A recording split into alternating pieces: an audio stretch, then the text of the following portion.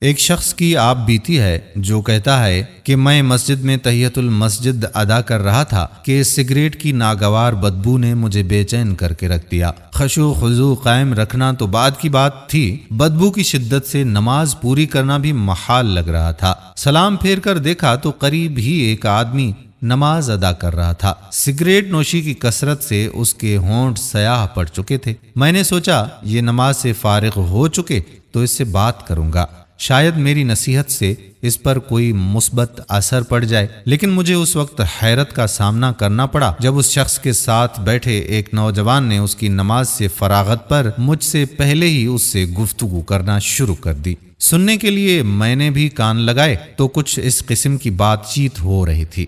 نوجوان کہنے لگا، السلام علیکم چچا، آپ کون ہیں؟ وہ آدمی کہنے لگا کہ میں ہوں۔ نوجوان نے کہا کہ چچا، کیا آپ نے شیخ عبدالحمید کشک کا نام سنا ہے؟ وہ آدمی کہنے لگا، جی ہاں، میں جانتا ہوں انہیں۔ نوجوان نے کہا کہ اچھا، تو آپ شیخ جاد الحق کو بھی جانتے ہوں گے؟ وہ آدمی کہنے لگا، جی جانتا ہوں میں۔ نوجوان کہنے لگا، تو آپ شیخ محمد الغزالی کو بھی جانتے ہیں؟ وہ آدمی کہنے لگا، جی میں انہیں بھی اچھی طرح سے جانتا ہوں۔ نوجوان نے کہا، تو پھر آپ ان کی کیسٹیں اور فتویٰ جات بھی سنتے ہوں گے نا؟ وہ آدمی کہنے لگا، جی میں ان کی کیسٹیں بھی سنتا ہوں اور ان کے فتویٰ جات بھی۔ نوجوان نے کہا کہ آپ جانتے ہیں نا کہ یہ سارے شیوخ سگریٹ کو حرام کہتے ہیں، تو پھر آپ کیوں پیتے ہیں سگریٹ؟ وہ آدمی جو اس ساری گفتگو سے بیزاری سی محسوس کر رہا تھا کہنے لگا، نہیں، سگریٹ نوشی حرام نہیں ہے۔ نوجوان کہنے لگا، نہیں، حرام ہے۔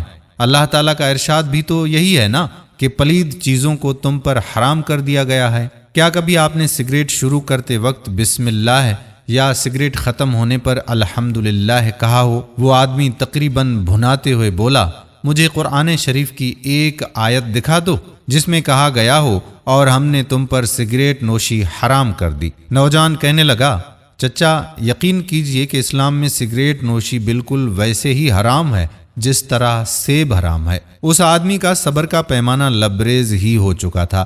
چلاتے ہوئے خون خوار لہجے میں بولا، اوے لڑکے، تو ہوتا کون ہے کہ جس چیز کو چاہے حرام قرار دے دے اور جس چیز کو چاہے حلال قرار دے دے؟ وہ نوجوان نہایت ہی تحمل سے بولا کہ پھر لائیے ایک آیت جس میں لکھا ہو کہ اور ہم نے تم پر سیب کو حلال کر دیا ہے۔ نوجوان کی گفتگو نے اس آدمی کو ششدر ہی کر کے رکھ دیا تھا۔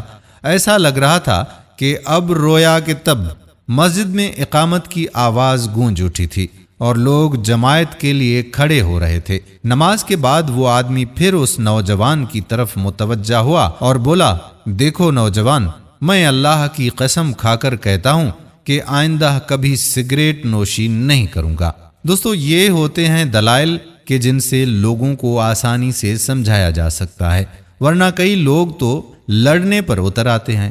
اللہ تعالی ہم سب کو صراط مستقیم پر چلنے کی توفیق عطا فرمائے، آمین ثم آمین یا رب العالمین۔ دوستو، اگر ویڈیو پسند آئی ہو تو اپنے دوستو احباب کے ساتھ شیئر ضرور کیجیے گا۔ آنے والی ویڈیو تک اپنے میزبان قادر بخش کلہوڑوں کو اجازت دیجیے۔ اللہ حافظ۔